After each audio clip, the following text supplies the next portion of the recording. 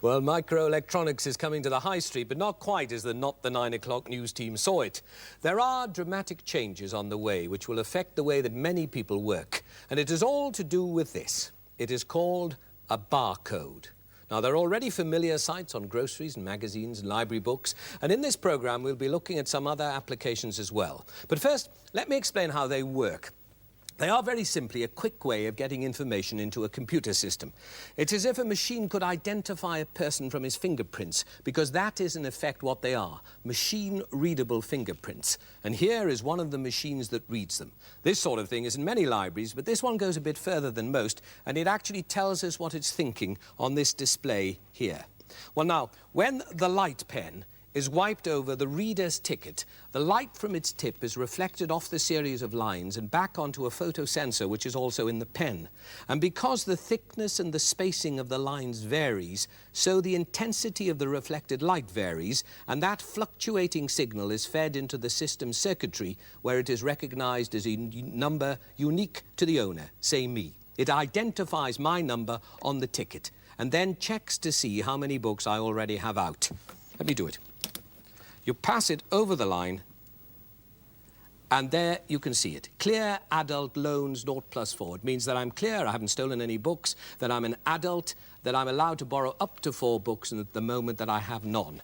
Well, if I then offer the book, and the pen is passed over the book's barcode, like that, the computer matches the book to my card and tells the librarian how long I can keep it for. And you see, I can keep it until the 24th of June, 1981. Now, once that information is in the computer, it can be used in many ways, and the whole rigmarole of data processing can be applied at a distance. Theoretically, because individual borrowings can be entered into a memory in this way, it would be possible to know the whereabouts of every library book in Britain. We haven't actually arrived at that stage yet, but the technique does open up vast new opportunities for business, because, as we shall see, that principle can be applied to many different processes. The barcode could be an instruction to a computer to perform a certain action, to open a valve, say, in an engineering works, or to move goods from one place to another, and it can all be done remotely. Now, one area that we've examined is the supermarket, where a similar device is coming into service at the checkout and thereby changing the whole process of running a store. But let's look first at the conventional methods, at what goes on now at Tesco's. The cashier has to read the price of every item, ring it up, and also remember to enter a department code. That's all recorded in the form of a string of numbers on a till roll, and it's difficult and time-consuming to extract from that any helpful sales data.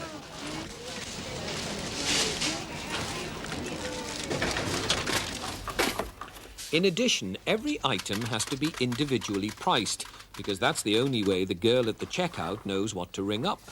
Legally, this is the point of sale, where the price must be displayed, but not necessarily on every can.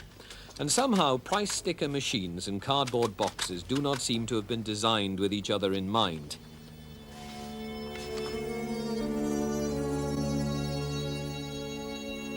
Because the store doesn't have an accurate, up-to-the-minute picture of what it has sold, the only way it has of assessing its stock is actually to count all this lot every week. That is one of the jobs usually left to the rep. In this store, until he reports to the manager has only a rough idea of what he has in stock. Morning. The rep offers to the manager of the store a suggested order, which is based on the state of the stock and on his guess at what people will want to buy next week. I'll put you 100 down there because your bins are a bit low, so most of it will come straight up into stock there. Might appear a bit high to your sales ratio, but your bins are empty at the moment. Plus we're on promotion at the minute with Yeah. So yeah, it's all right. And this, the order form, is the first piece of paper in a snowstorm of the stuff at head office.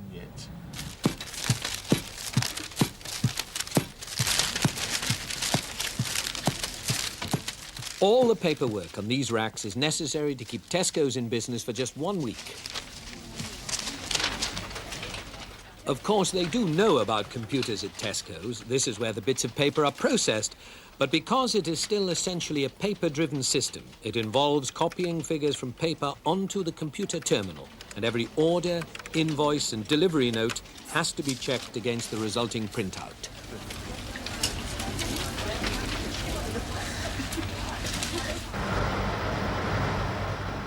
Perhaps the most significant piece of paper in the cycle is the delivery note, the one piece of evidence that the goods have changed hands.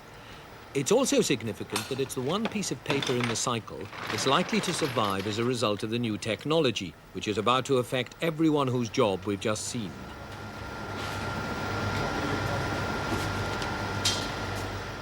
The storeman still has to count what's coming in the back door, just as the rep has to count what had gone out at the front. But Tesco's is one of a number of stores who are about to capitalise on the new electronic way of keeping track of the quantities entering or leaving the store, linking every part of the store one way or another into the computer network. Well, now let's see what happens when the cash register is linked into the store's computer system through the new laser scanning devices. When we shot the film, no supermarkets had got the whole system connected up, but two of them, Tesco's and Key Markets, are working towards the same goal from opposite directions, and we've made a composite picture from two of their stores. This is Key Market's store at Spalding, one of the first to use the new laser scanning point-of-sale checkouts. Because the goods carry a barcode, they no longer have to be individually priced. The barcodes on the goods are read by the laser scanner in the checkout desk, and the store computer, in effect, tells the till what the current price is for that particular item.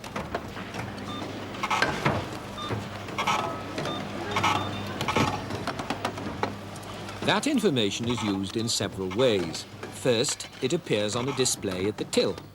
It's also printed on the till slip, so that customers have a more readable list of their purchases.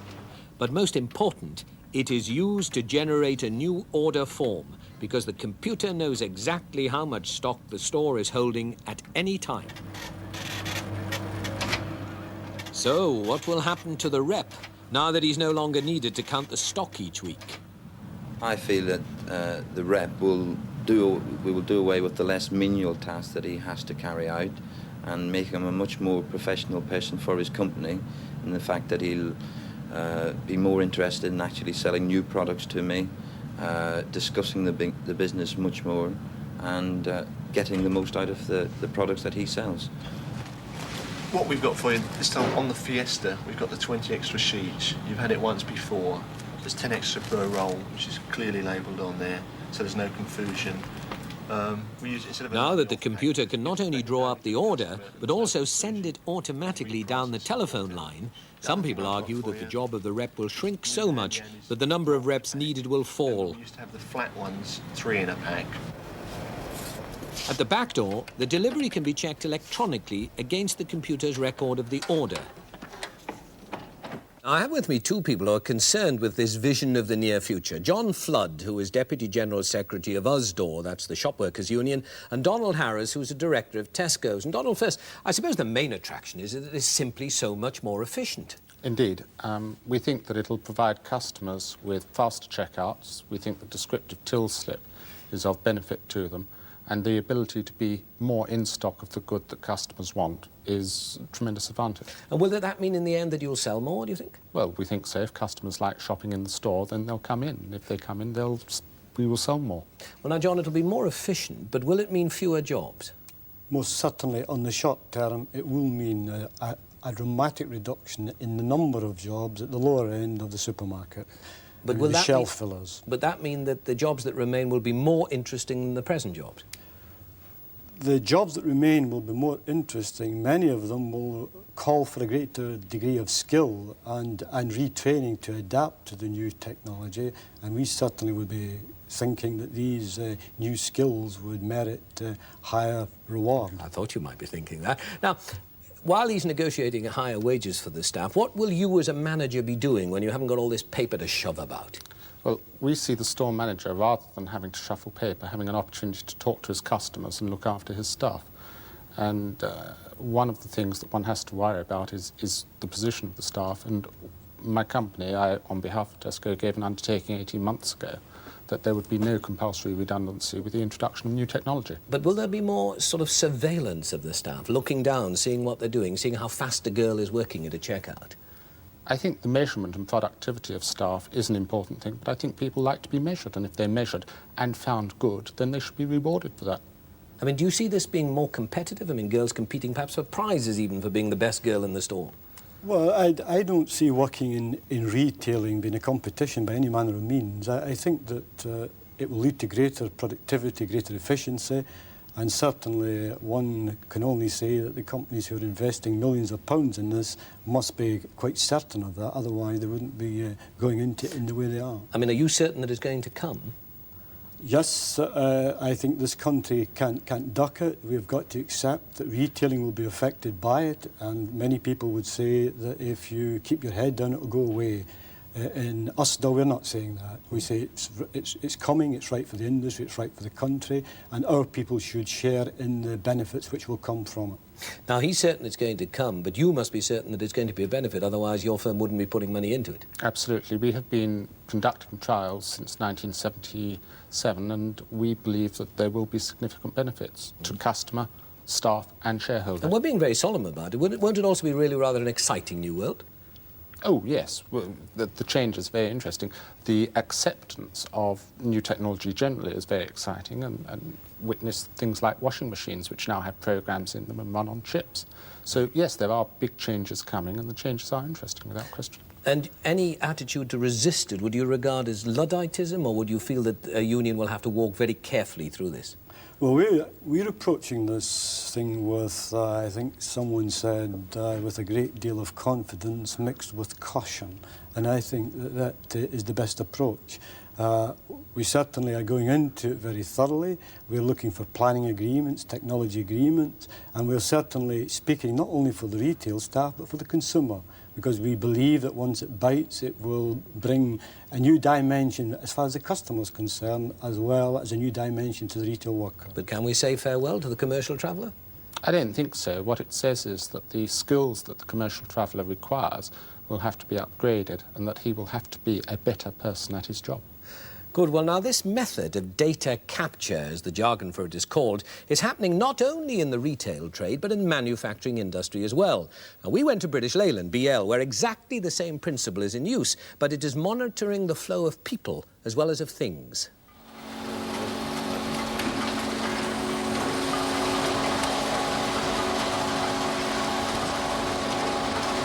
This is the new Land Rover factory at Solihull, and it has cost £100 million. It's the most advanced of its kind in Europe.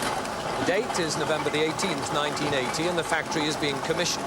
The unions have been consulted at every stage in its design and development. It takes full advantage of the latest technology. It's light and airy and spacious and colourful, intelligently laid out, and it has all the services that you would expect.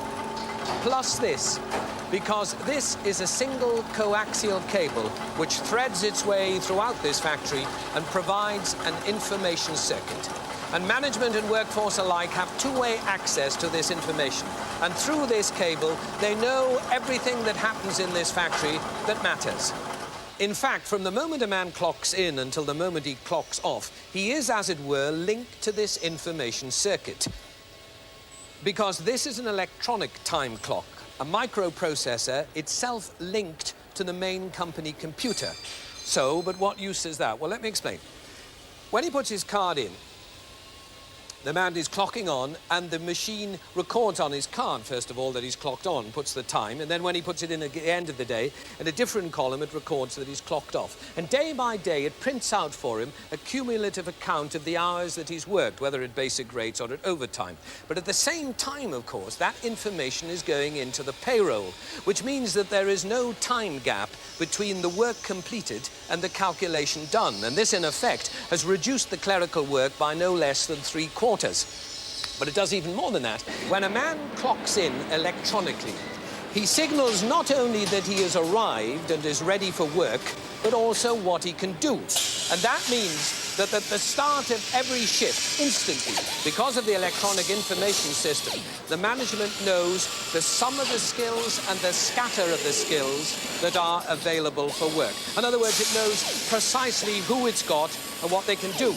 But it also needs to know whether it's got the necessary things for them to work with. After all, if you're making Land Rover engines, the basic engine design may be the same, but because of the countless customers throughout the world, there are countless variations on it. Fortunately, the computer can count all the variations, and therefore the management needs to have, through the electronic information system, the knowledge of what bits it's got in store and how quickly it can get those bits to the assembly line, so that you put them all together then, the men and the bits, and work can begin. Now, this is where they know if all the parts are available for assembly and from where they can get them quickly to the shop floor. A consignment of components arrives from a supplier and a given number are put in a pallet, and the computer prints the pallet label, which has a barcode. The pallet then comes along this conveyor to here, which is called the weigh count station.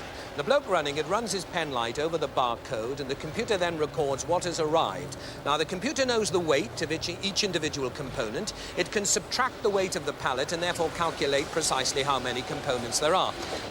Meanwhile, down on the assembly line, they're building engines. And when they've used all the components in the pallet and the pallet is empty, the man who's called the track feeder runs his pen light over the barcode of the label on the empty pallet, and the computer immediately generates a full pallet of components and dispatches them to the assembly line.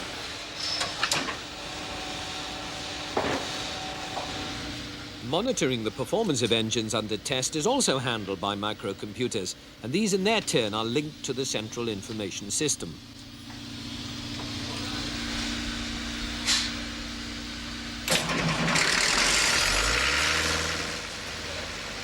Many people in the factory are having to learn a new way of working.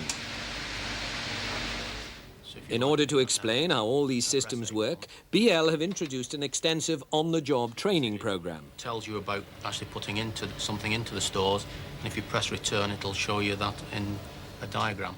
This machine simulates the passage of parts through the automated store. And in fact, you'll see the black dot, which indicates the arrival of a pallet into the stores. And this, the information that can be derived from the Time Lord clocks. On the right-hand side. Once the training machine has been set up for him, it will prompt the timekeeper through a self-teaching program. He can proceed at his own pace and thus overcome some of the fear of new and unfamiliar technology. BL's many outposts are linked by a complex communications network that now extends through the telephone system to some of the dealers in the high street. If the car of your choice doesn't happen to be in stock, it can mean a long wait for the order to be processed, while all the time the car could be sitting in another showroom just down the road. A new system, similar to the post office's Prestel, links some dealers to a central information bank to help them locate cars rapidly. By entering details of the customer's requirements, type of car, colour and so on, he can find out instantly who has one in stock. That used to be a very hit-and-miss affair.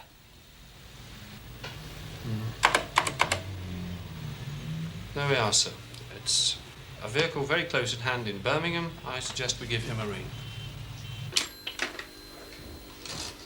You might not believe it, but this lady is about to talk to a computer down the telephone line. It's a new way of ordering spare parts for motor cars. Unipar hotline. Please enter your security code. Okay, enter transaction code. Okay. Allegro, offside front wing and flasher lamp, please. Front wing, wing and lamp. What year is it? 1979. 79, 7. It's designed to lessen the frustration of finding that they've just sold the last of whatever you're after. Well, John, I've got your lamp, but I'm afraid I haven't got your ring at the moment. How long is it going to take for you to get one? Well, if you're really stuck for it, you can have it for you within a day. Okay. Put Okay, it fair on enough. order then, please. Yes, please. It's more expensive, of course, but at least the customer can be sure of getting the part on time. Thank you very much. Okay, then. And Right, yeah. you'll give us a ring then. And I'll give you a ring as soon as that comes in. About 24 hours, all right? Okay, thank you. Okay, then. Just as at Tesco's, the computer holds complete and current stock records in its memory. Put me this on hotline, please. It's for JC Sauce. Just the one, huh? Yeah, just the one. Okay. When this order is sent down the telephone line, the computer will assemble words from its memory, repeat back the order, and report on its availability. Okay, enter order details.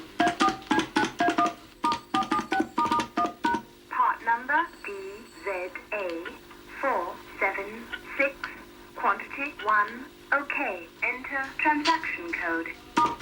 Thank you for calling Unipar Hotline. Please disconnect. And with any luck, the part will arrive the next day.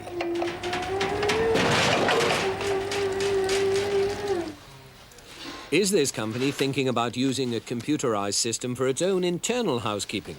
After all, everything which happens here is highly definable and could be managed by the kinds of system we've already seen at work in this program. Alan Clark, the managing director.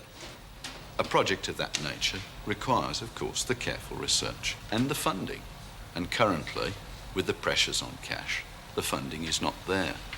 But we believe as soon as there is a green light, we shall go down that road. I think the reasoning is very simple for us to do that. And I mean, there must be a question asked why we shall do it, because we've got a very satisfactory manual system.